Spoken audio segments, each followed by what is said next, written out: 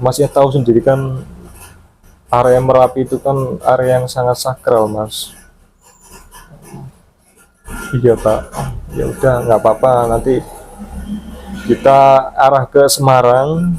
Nanti Masnya ke Semarang. Teman saya yang dikatakan indigo itu, Mas, itu didatangi dua sosok, satu perempuan, satunya laki-laki, Mas. Pasang ya. Sepasang.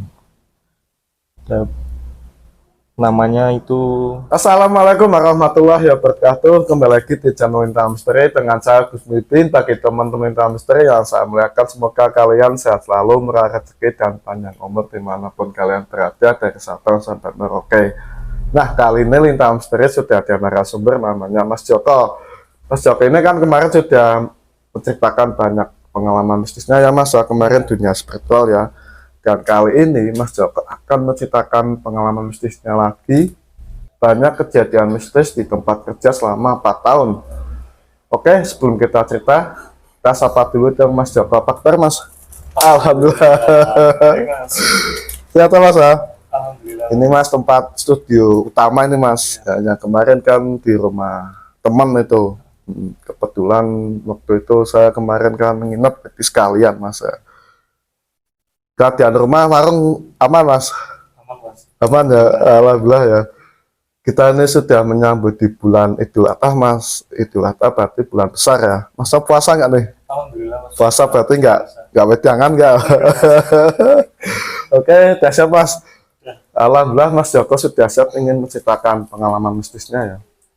Selama 4 tahun banyak kejadian mistis di tempat kerja.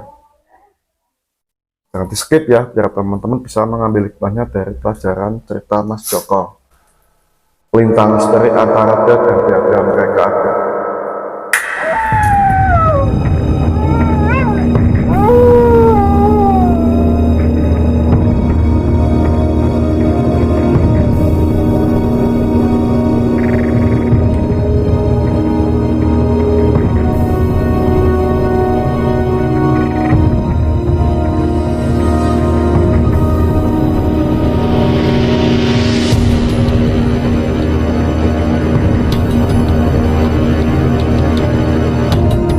Gini, Mas. Ya, ini kan saya mau menceritakan sebuah kejadian. Tepatnya itu di tahun 2022, Mas. Ya. Itu pas saya ada kegiatan outbound di suatu tempat kerja, itu di daerah Jogja, Mas. Di daerah Bangker Kaliadem. Nah, itu ceritanya ya lumayan mengerikan, Mas. Awalnya itu kan kita kan berangkat 3 bis ke daerah Jogja. Setibanya di Jogja kita kan transit di hotel untuk beristirahat, Mas. Itu sebelum jam 8 malam kita sharing-sharing dulu di tempat aula. Di situ teman saya yang dikatakan indigo itu, Mas, itu didatangi dua sosok, satu perempuan, satunya laki-laki, Mas. Pasang ya. Sepasang. Ya, namanya itu sebut saja Mas Yanto, Mas. Tak samarkan namanya. Iya. Soalnya beliau itu nggak berkenan, Betul. kalau menggunakan nama asli. Tuh Mas Yanto itu bilang, Mas, kamu itu nggak boleh ikut ke Bangker Kaliadem. Lah kenapa, Mas? Saya cuma dibilangin dua sosok itu, kamu nggak boleh ikut ke Bangker Kaliadem. Nanti misal kamu ikut ke sana, nanti bakal terjadi hal-hal yang tidak diinginkan. Ada korban jiwa. Saya itu kan takut, Mas. Bertanya-tanya, ada apa? Kok nyampe saya nggak boleh ikut ke sana? Lah sedangkan saya kan udah di Jogja. Saya bingung nanti pulangnya gimana. Sedangkan acara itu kan kurang lebih 2 hari, Mas, di Jogja. Selesai teman saya cerita, Saya di situ berpikir, kenapa ya saya nggak boleh ke situ? Apa saya punya salah? Sejenak itu saya melupakan masalah itu, Mas.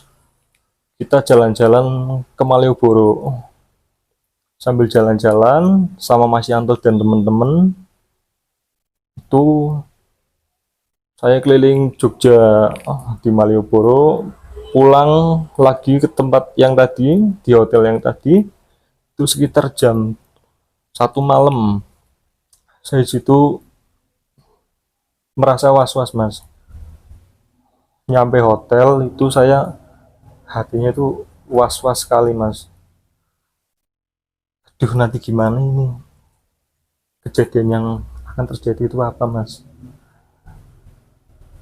Saya itu hampir nggak tidur, Mas. Saya nggak tidur.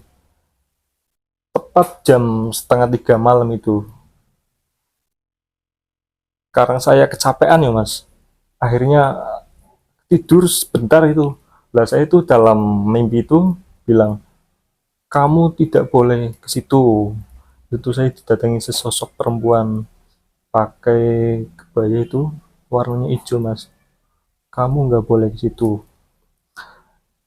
Akhirnya saya bangun itu sekitar jam 3 pagi itu.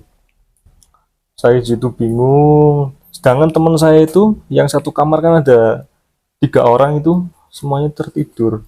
Lah jam 4 pagi itu saya itu membangunkan itu Mas Yanto itu. Mas, bangun Mas. Saya mau pulang. Mas Yanto kaget. Beneran kamu mau pulang? Iya Mas, saya mau pulang. Takutnya nanti ada apa-apa, misal saya ke itu Bangker Kali Adem. Akhirnya Mas Yanto juga ikut berpikir, Mas, caranya pulang gimana, sedangkan kan Jogja sama Batang kan jauh ya, Mas. Iya. Jauh, kita aja naik itu bisa aja nyampe kurang lebih 7 jam, 8 jam. Akhirnya Mas Yanto sama saya menghubungi panitia, Mas, ngapunten, saya nggak bisa ikut outbound untuk besok pagi. Lah kenapa Mas, kok tiba-tiba mendadak nggak ikut outbound? Ada masalah apa? Saya dalam hati itu mikir, Mas, alasannya yang tepat apa ya untuk itu biar saya diizinkan pulang. Akhirnya saya itu bilang, maaf Pak, keluarga saya ada yang sakit, saya harus pulang. Akhirnya saya pulang, Mas. Pulang, Mas Yanto nganter saya ke depan hotel itu, pesen ojek online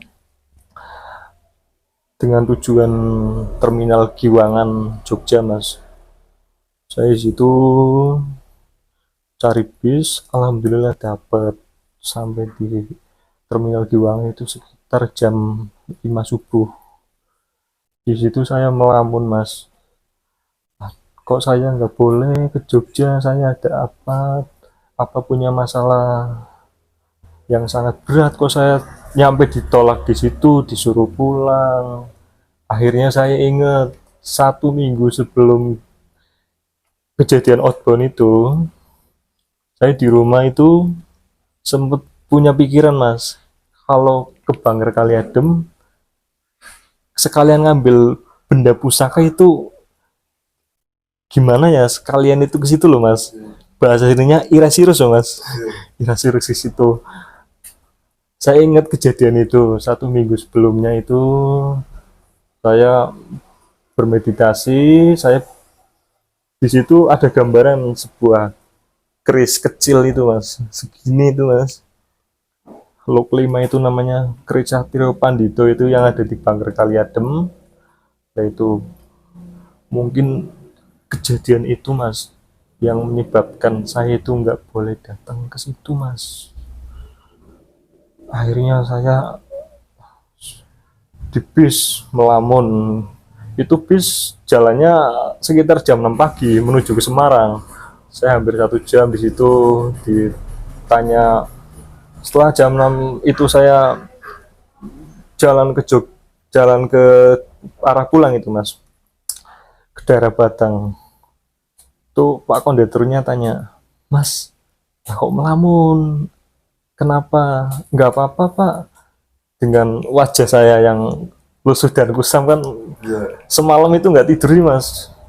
Seolah-olah itu kamu itu harus keluar dari Jogja saat ini juga. Ada apa mas? Nggak apa-apa Pak. Kok kayaknya gelisah. Lah saya cerita sama Pak kondekturnya akhirnya. Pak, saya itu gini-gini Pak. Intinya saya itu mau outbound itu di daerah Bangka Kaliadem kok. Tuh nggak boleh ke situ Pak. Lah Pak kondekturnya bilang, ya Allah, kok ngeri banget Mas. Itu berarti jenengan keputusan yang tepat Mas. Harus pulang. Coba kalau jenengan nggak pulang nanti misal ada apa-apa gimana? Iya sih Pak. Cuman kan saya kecewa dari Batang, teman saya di sana rame-rame, saya pulang kan sedih Pak. Iya mau gimana lagi Mas, daripada nanti itu resikonya lebih tinggi. Ya mendingan pulang aja Mas. Mas ya tahu sendiri kan area Merapi itu kan area yang sangat sakral Mas. Iya Pak. Ya udah nggak apa-apa, nanti kita arah ke Semarang. Nanti Masnya ke Semarang, ke Batangnya itu ambil, mau pakai kereta atau mau pakai bis lagi nanti bilang sama saya. Akhirnya kita jam 6 berangkat Mas dari Jogja Mas. Jogja itu di tengah-tengah jalan apa namanya, bannya bocor Mas. Gitu. bocor bocor itu kalau nggak salah itu di daerah Magelang apa itu, saya juga lupa. Saya antara ngantuk sama bingung itu. Bocor Siang atau malam, Mas? itu pagi Mas, Pagi. pagi bocor. Terus kondekturnya bilang, Mas, banyak bocor. Oh ya udah Pak, nanti dibetulin dulu. Kurang lebih antara 15 menitan kita jalan lagi. Lah pas di itu daerah Semarang Boja itu mau menjelang ke Semarang, itu ada kejadian aneh lagi Mas. Di situ macet bisnya Mas. Macet. Macet bisnya. Masya Allah, macet bisnya. Di situ penumpangnya sedikit, dari Jogja sampai ke Boja kurang lebih 7 orang. Iya. 7 orang termasuk saya. Akhirnya di situ dibetulin kurang lebih itu 1 jam. Lah habis itu menuju ke Semarang. Semarang habis itu nyampe ke terminal Terboyo Mas. Saya minta Pak di Terboyo aja Pak, Terboyo. Habis di terminal Terboyo itu saya ngabarin ibu saya sama istri saya telepon, Bu, saya nggak jadi ikut outbound. Lah kenapa, kayak gini Bu? Ya Allah, ya udah nggak apa-apa, yang penting kamu selamat. Udah sampai Semarang, istri saya juga tak telepon, udah Mas nggak apa-apa pulang aja Mas. Nah itu nyampe di terminal Boyo itu nunggunya lama sekali Mas. Saya juga udah apa namanya, udah capek di situ.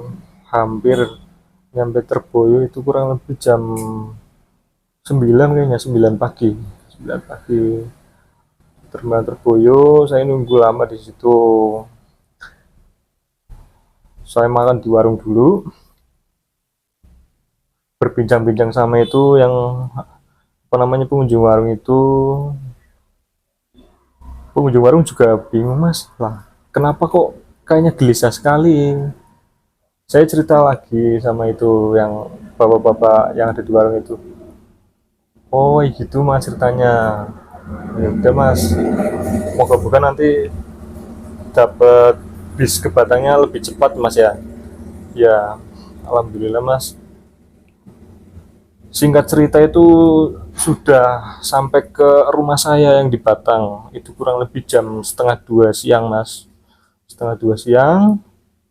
Di situ saya pulang, istri saya langsung nangis mas, nangis, nangisnya untung nggak apa-apa loh mas, sudah sampai rumah. Ya. Soalnya kan tahu sendiri sih mas, daerah Merapi itu seperti apa. Akhirnya sorenya kita buat selamatan mas, kecil-kecilan itu sebagai penolak bala katanya. Kita buat selamatan kecil-kecilan, semoga itu tidak terjadi apa-apa mas. Yang di sana juga aman, yang masih outbound saya juga di rumah masih aman itu loh. Nah, itu mas mengerikan. Sampai saat ini mas, saya masih trauma, jujur saya trauma ke Jogja mas, trauma. Ada kejadian mistis yang di tempat kerja itu saya diganggu apa sih mas? Ya itu mas, di skip dulu, skip dulu. Itu wujudnya gas itu wujud gas apa mas? Itu seperti apa namanya, segini mas bentuknya mas, Apa sasaran? bukan, itu kerisnya segini tapi looknya itu 5, nggak terlalu panjang sih, segini sih, itu look 5 itu menurut menurut saya itu mungkin keris Satrio Pandito itu Dari mana mas? dari itu lereng Merapi itu mas, yang jaga daerah situ. Mungkin kalau diambil mungkin bisa terjadi musibah atau apa di situ. Pas waktu di Jogja tuh rasanya gelisah atau mau pulang gitu? Gelisah mas, pengen pulang terus, Gak tidur. nggak bisa tidur sama sekali, nggak bisa tidur, pokoknya harus pulang, pulang, pulang pokoknya. Jujur masih trauma mas, saya mas, trauma. Nah, setelah kejadian itu kan teman-teman di sana yang di Jogja itu menanyakan, mas lah kok nggak ada, jenengan kemana? Akhirnya saya bilang saya pulang Gasik mas. Lah kenapa? Soalnya ada yang itu sakit di rumah. Teman-teman pada menanyakan, sampai barang saya itu mas yang di Jogja itu, satu tas itu nggak tak bawa pulang. Satu tas. Ya, satu tas itu nggak tak bawa pulang, Lupa tuh. lupa itu. Sampai sekarang mas? Sampai sekarang masih oleh-oleh saya beli di Malioboro, termasuk belangkon ini mas. Oh, bangga. Belangkon itu sebagai kenang-kenangan dari Jogja itu. Jalan-jalan di Malioboro itu. Malioboro. Tapi masa kan punya kode spiritual ya, berarti masa lihat di Malioboro itu ada kejadian apa gitu mas? Di Malioboro itu ya saya sih belum terlalu itu ya mas. Ya.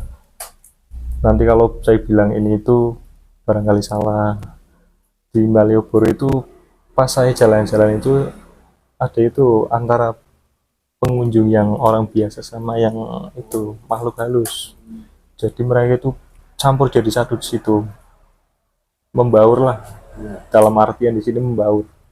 Selesai itu kembali lagi ke tadi, sampai rumah saya kan udah mulai berangkat kerja mas. Di tempat kerja itu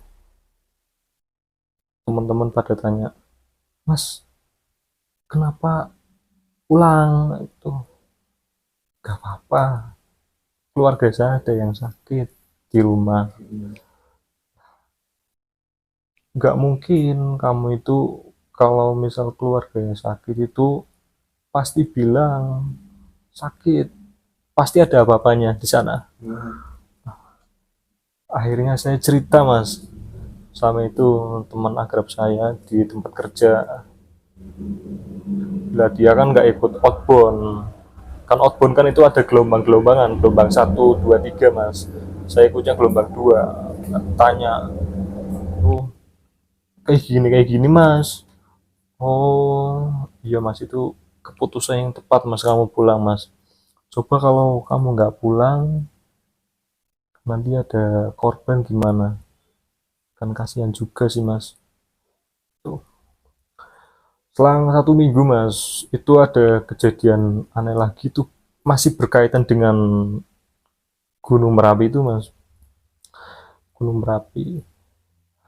Saya kan lagi santai di rumah itu, di belakang rumah, kurang lebih jam 8 malam itu. Nah, tiba-tiba itu sosok yang apa namanya perempuan yang datang lewat mimpi yang di hotel itu datang lagi, datang tapi dengan ekspresi yang nggak marah loh mas, kayak kamu alhamdulillah nurut pulang itu loh, nggak jadi kesana itu. Ya saya juga legowo sih mas, legowo nggak kesana, takutnya kan ada apa-apa di sana.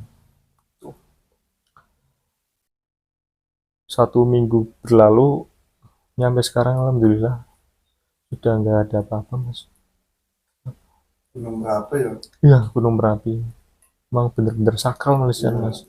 Gunung Merapi itu dulu kan ada Mak Lampir, itu bener nggak, Mas?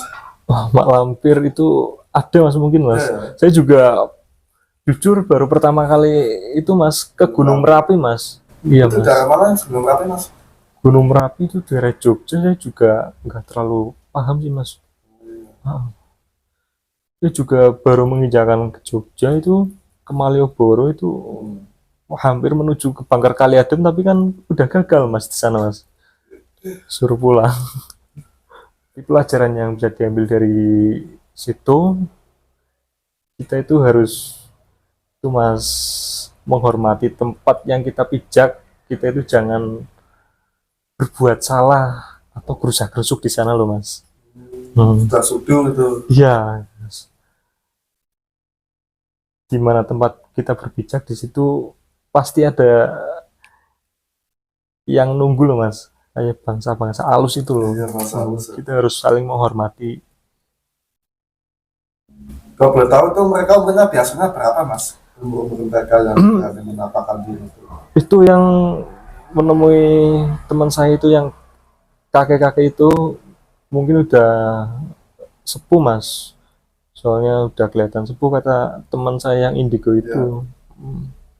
Terus ada cerita setelah ini lanjutnya kemana, Mas? Ada cerita mistis yang paling mengerikan, mencekam atau ada itu?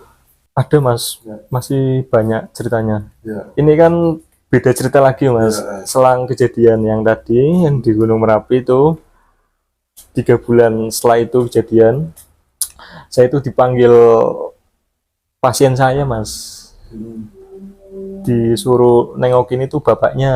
Ya. Bapaknya kan itu sakit di rumah tapi udah koma selama 7 hari. Jadi nggak hidup nggak mati loh mas, Ya. nggak sadar itu. Nah saya bilang mbak bawa ke rumah sakit aja. Lah bapaknya itu berwasiat kalau saya itu udah kondisinya seperti ini, saya di rumah saja, nggak usah dibawa ke rumah sakit. Itu wasiat bapaknya sebelum sakit. Akhirnya saya periksa, itu normal mas, normal, tapi nggak sadar. Tuh anaknya itu cerita bahwa bapak itu pas muda itu adalah seorang spiritual. Pasien itu. Pasien itu seorang spiritual. Ya. Pikiran saya mungkin seorang spiritual itu pastikan ada mempunyai aji-aji atau ilmu Ageman. ageman, bahasa sininya ageman. Nah, itu saya coba di Terawang. Oh ternyata itu punya susuk mas. Masa nanti bisa lihat susuk itu, bisa tahu ada susuknya itu. Itu ada susuk mas, semacam kayak inten mas, Kecil ya, kecil tapi di sini tidak. di jidat. Jidat. Anaknya cerita itu sewaktu muda itu bapaknya itu pernah berguru di daerah Banten, Jawa Barat. Jawa Barat, Banten. Itu saya coba untuk mengeluarkan susuk itu, punya apa namanya kayak pesan mas, susuk itu bisa lepas pakai apa namanya itu bunga pepaya muda itu loh mas, pepaya jantan itu loh. Ya. Nah, itu bunga pepaya jantan itu yang udah mekar itu ditaruh di sini mas, taruh di Ya. dahinya. Nah itu setelah saya cari itu taruh di dahinya, keluar Wah. seperti inten itu mas, inten satu. Tuh. Ya kok masa kok bisa tahu pakai itu mas gitu? Mas berarti didoain nggak bunganya tuh? Doain mas, doain. Ah, taruh di sini, Ya. intinya keluar Satu. satu, cuma satu. Terus masa kok bisa tahu kok lihat itu ada susuknya gitu?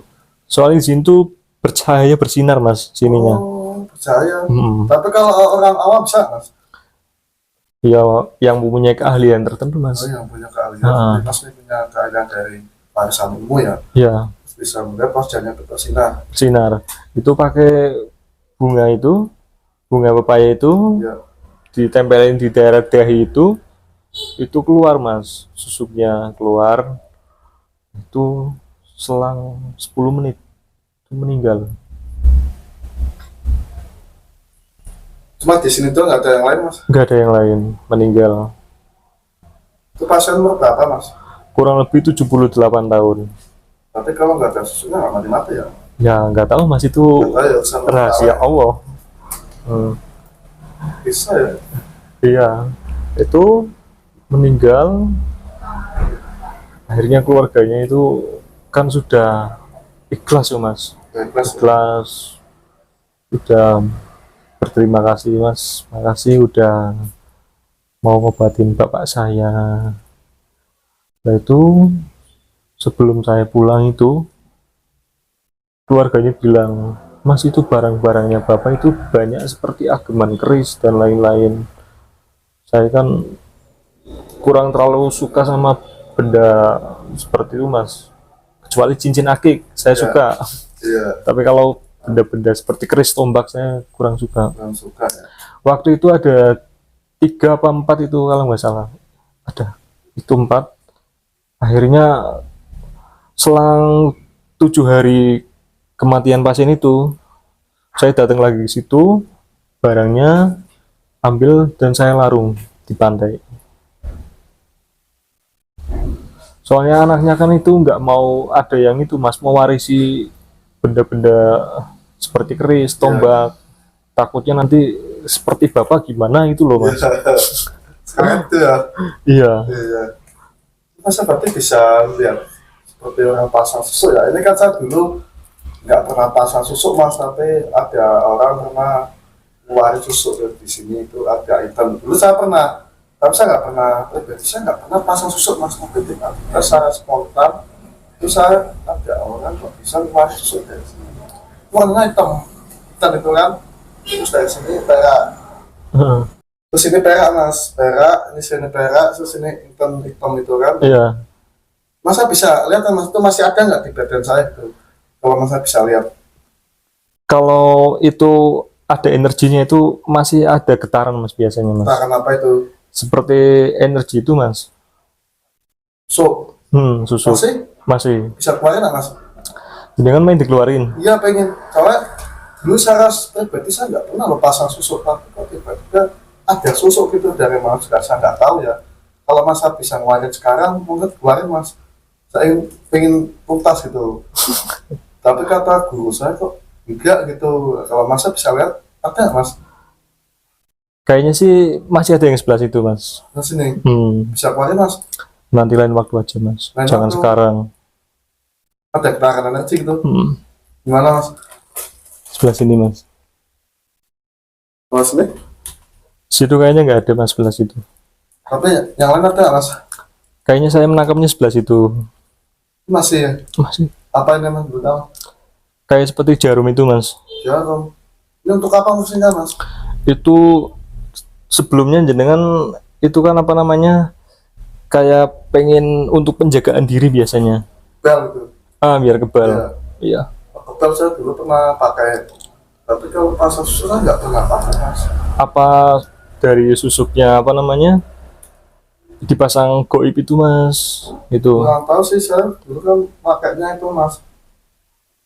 Cuma makan telur itu Oh, makan telur. buat pengasian telur ayam Jawa itu kan. Itu kalau makan telur itu susuk daerah dari daerah barat apa bukan, Mas? Itu Kan biasa ya Pekalongan sendiri. Pekalongan.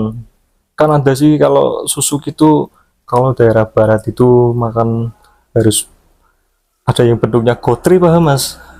Gotri itu harus ditelan 3 atau 4 biasanya seperti itu. Pengalaman saya pertama Mas, terus yang kedua itu pernah makan kembang itu untuk kekebalan. Kembang apa itu? Kembang yang merah itu mawar ya. Mawar. Mawar merah itu saya makan tuh kembang karena minum air itu, tapi saya nggak pernah pakai susu. Tapi Tapi katanya pakai susuk. ada seorang, pernah ketemu seorang yang ahli spiritual untuk mengobati segala obat di luar medis ya. Kebetulan saya ketemu, terus saya ngomong, katanya ada susu dari sini, terus ini saya keluarin, keluar itu Keluar internet. itu sama sini tuh perak nih, tapi tidak keluar. Tapi masa lihat itu masih ada jarum ya. Masih ada jarum. Tapi kalau perak itu jarang, Mas, saya baru denger, Mas. Tahu? Masnya maaf sebelumnya pernah belajar ke luar Jawa enggak, kayak Kalimantan apa Luar Sumatera? Kalongan. Hmm. Kalau di luar Kalongan saya dulu pernah di Purbalingga. Hmm. Itu malah setelah susuk dikeluarin itu malah. Oh. Juga itu beda orang ya.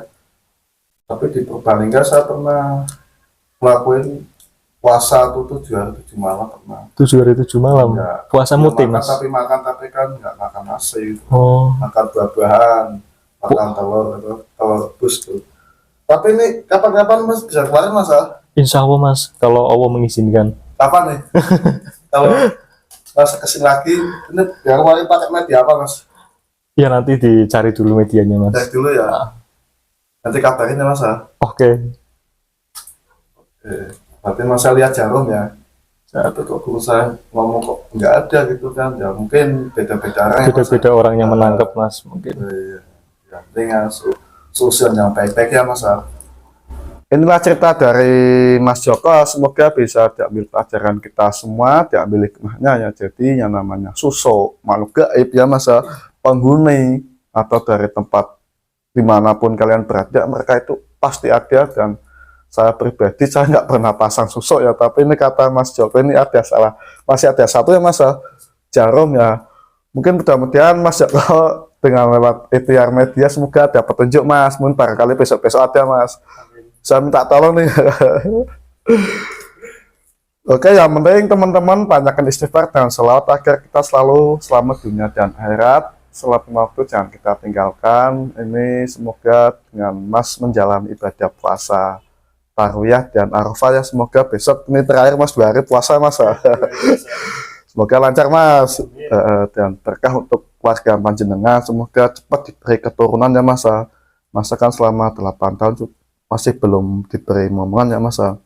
Mudah-mudahan setelah silaturahmi ke sini ada petunjuk untuk mendapatkan momongan Mas. Amin. Kekuatan sebesar apapun tidak ada yang bisa melebihi kekuatan Allah Subhanahu wa taala. Dan sampai sini Lintang Misteri pamit. Wassalamualaikum warahmatullahi wabarakatuh. Saksikan terus video selanjutnya di Lintang Misteri, antara ada dan tiada mereka ada.